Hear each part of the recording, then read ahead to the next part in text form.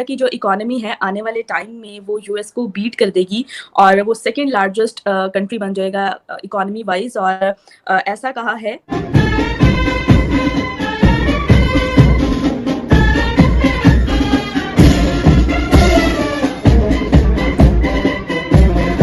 New York Times कहता है, will this be the Indian century? World's largest democracy is now simply the world's largest everything.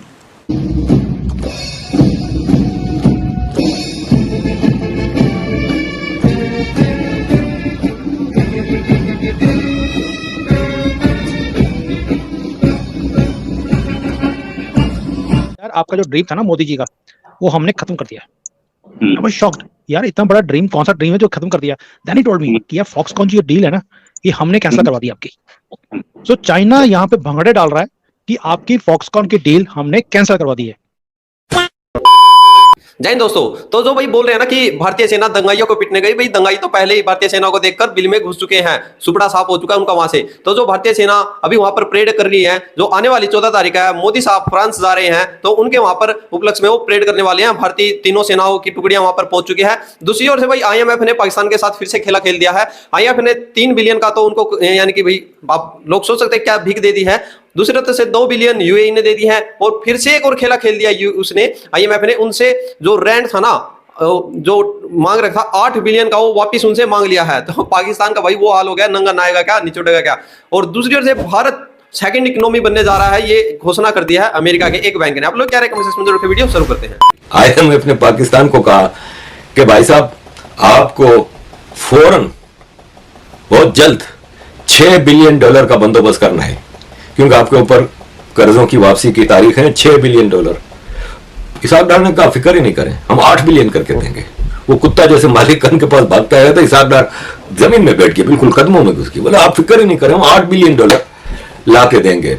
फिर IMF ने कहा कि अच्छा भाई साहब वो जो आपने टैक्स में ग्रांट दी थी ना, वो बंद करो, खत्म करो, वो नहीं चाहिए। बोला माई बाप खत्म कर दी, किसी को कोई सप्लीमेंट्री ग्रांट इस बार नहीं मिलेगी। आपने कह दिया माई बाप खत्म। ये इस वक्त Pakistan economically, politically, socially, by every mean America IMF के बिल्कुल कदमों में बैठ गया है कि माई बाप जैसा आपका हुक्म। अब फौरन से पेशतर इकोनॉमिक पॉलिसीज आ रही हैं। पाकिस्तान ने एक मेजर इकोनॉमिक पॉलिसी फॉर्मुलेट की है। इस इकोनॉमिक पॉलिसी को कैबिनेट ने अप्रूव कर दिया है लास्ट वीकेंड पे। इस पॉलिसी के तहत पाकिस्तान समझता है कि 20 से 25 बिलियन डॉलर की फॉरेन इन्वेस्टमेंट हम पाकिस्तान में लाएंगे। अब ले दे के इनके पास फॉरेन इन्वेस्टमेंट के लिए है ना चाइना, सऊदी अरब, इमारात, कतर, ये 3-4 मुल्क हैं। दोस्तों हम तो $1 अरब के लिए, $500 मिलियन के लिए हमारी सरकार दुनिया में जा रही है, और मैं देख रहा था कि दुनिया की कंपनियां इंडिया में किस तरह पैसा डाल रही हैं। इसका मतलब ये है कि उन्होंने अपना एक फेवरेबल एनवायरनमेंट दिया हुआ है। स्टेट बैंक पे जो है वो $2 अरब सऊदी अरब का पहुंच गया, और ये हमारी इकोनॉमी को बड़ा सहारा देगा। $3 बिलियन का आईएमएफ ने कह दिया, सो हमारी इकोनॉमी खड़ी हो गई। सो समहाउ पाकिस्तान ने दोबारा अपने पाँव पे आ गया। वो जो हम डिफॉल्ट की रट लगी हुई थी, तो वो जो रट है वो खत्म हो गई। क्या समझता है इसाकदार? ये समझता है कि हम अंग्रेजी नहीं पढ़ सकते हैं। ये कहता है कि हम डिफॉल्ट नहीं करेंगे, हम तो डिफॉल्ट कर गए। सही बात है। हम विदाउट रिस्ट्रक्चरिंग डेट दे नहीं सकते हैं वापस। क्या इसको पता नहीं है? क्यों ये कहता है रिस्ट्रक्चरिंग? इसके माने जो तुमने कर्ज लिया है नहीं दे सकते, यू आर डिफॉल्टेड टेक्निकली। अब आप जा रहे हैं, ढूंढ रहे हैं रिस्ट्रक्चर करो। देखिए सीधी सादी बात है। और क्या करेगा? $1 लाख से ज्यादा आप किसी चीज को इंपोर्ट नहीं कर सकते थे 2-3 महीने तक। अब वो आके उसको $2 लाख किया है। $2 लाख जब आपके इंपोर्ट्स 27 बिलियन हो रहे हैं, भाई बाकी पैसे जो मिलियंस में इंपोर्ट हैं वो आएंगे किधर? वो है जी आमों को लेकर।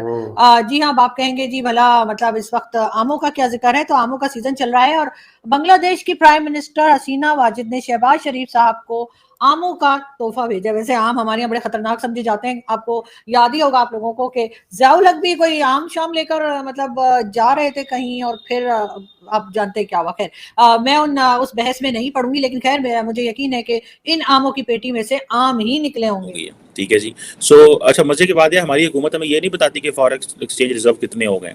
बस उनको पता होता है ये जो आए हैं अगले महीने तो फिर निकल जाने हैं, 30 दिन बाद 15 दिन बाद तो फिर निकल जाने हैं।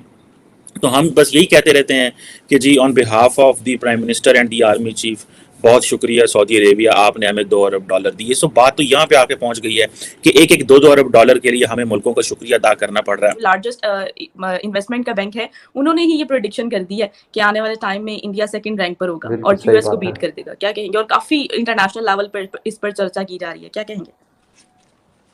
कोई नई बात क्या कह रहे हैं इसमें? तो मुझे भाई भारत सोने की चिड़िया था, है और रहेगा, ये तो कोई नई बात नहीं है। ये तो इन्हीं के लोगों ने हमें सिखा दिया था कि हम जो है वो क्या मूर्ति पूजा करने वाले लोग हैं, तो हमें इकोनॉमी नहीं पता, हमारी प्रिमिटिव लाइफस्टाइल ऐसे ऐसे कह के पता नहीं क्या क्या दुनिया में फैला दिया था। हम तो कहते थे कि हमें इकोनॉमिक्स भी आता है, हमें लोगों ने सिखा दिया कि हिंदू ग्रोथ रेट जो होता है वो 1-2% से होता है, इससे ज्यादा इनके अंदर नहीं है। आज सच्चाई आ गई दुनिया को सामने, जब हमने अपनी रियल जो टैलेंट दिखाना चाहा। आप देख लीजिए जो 2 मेजर मार्क दिए हैं गोल्डमैन सैक्स ने, एक है डिपेंडेंसी रेशियो जो है वो कम होगी। डिपेंडेंसी रेशियो का मतलब कि फैक्ट्री का जो मैन्युफैक्चरिंग यूनिट जो होगी यानी फैक्ट्री लगने की संभावनाएं वो ज्यादा होंगी, ज्यादा लोग वर्क फोर्स में होंगे, राइट। सो व्हेन यू से डिपेंडेंसी रेशियो कम होने वाली है, उसका मतलब है कि 0 से 14 और 65+ ईयर्स के लोग जो कि किसी और के ऊपर डिपेंडेंट होते हैं वो लोगों की संख्या कम होगी, यानी you will have more work force. तो this is what called demography dividend, capital investment ज्यादा आएंगी। So all in all, see Dibaji, that's what this is the story of India. 700 साल से दुनिया हमको बस ये सिखाती रही कि हमें कुछ नहीं आता। कोई हमें मैथ सिखाने, कोई हमें फिलॉसफी सिखाने आ गया, कोई हमें गॉड सिखाने आ गया, कोई हमें रिलीजन सिखाने आ गया, कोई हमें पॉलिटिक्स सिखाने आ गया। तो सॉरी। सो आप अगर ये देखें कि ये जो चीजें हो रही हैं ये हमारे बाप दादाओं पुरखों ने बहुत पहले की थी, हम तब से ऐसे ही हैं, और आज तो ये हमारे लिए विंडिकेशन हो रहा है। एक भारतीय होने के नाते मुझे गर्व है इस बात का कि जो बात हम अपनी प्रथा से, अपनी परंपरा से, अपने विश्वास से नहीं डिगे, हम अपनी जीवन शैली को वैसे ही बनाए रहे, वैसे ही हम आज भी सारी दुनिया को नतमस्तक होकर के करबद्ध होकर नमस्ते करते हैं, विनम्रता से बात करते हैं। तो थैंक यू भाई साहब, आपने बड़ी अच्छी बात बोली है। यानी कि जो भारत की है ना पहचान ही नम्रता से है। जो आज मोदी साहब को दुनिया इतनी वर्ल्ड के जो बड़े बड़े लीडर थे आज वो नतमस्तक हो रहे हैं उनके सामने। क्यों? क्योंकि भाई हिंदू की जो मेंटलिटी वो यही है कि भाई हर इंसान के अंदर भगवान है। इसलिए भारत के इंसान के अंदर, भारत के हिंदू के अंदर, हर हिंदू के अंदर विश्व के जो नेता है वो एक तरह से भगवान को नतमस्तक कर रहे हैं। जिस भगवान को नतमस्तक कर दिया तो उनका विदेश फल फूलने लग जाएगा। अभी फिलहाल जो फ्रांस के अंदर है उनका जो 14 जुलाई को डे आने वाला है, तो उसके ऊपर वहां पर परेड होने जा रही है। तो सारी की सारी जो है भारतीय आर्मी की टुकड़ियां, नेवी की टुकड़ियां वहां पर पहुंच चुकी है, और उनको देखकर भाई जिहादी थे वो अब सड़कों पर नहीं नजर आ रहे हैं, वो कांप के अपने घोंसलों में, बिलों में छुप गए हैं। आप लोग क्या राय कमेंट सेक्शन में जरूर रखें। जय हिंद, जय भारत, जय श्री राम।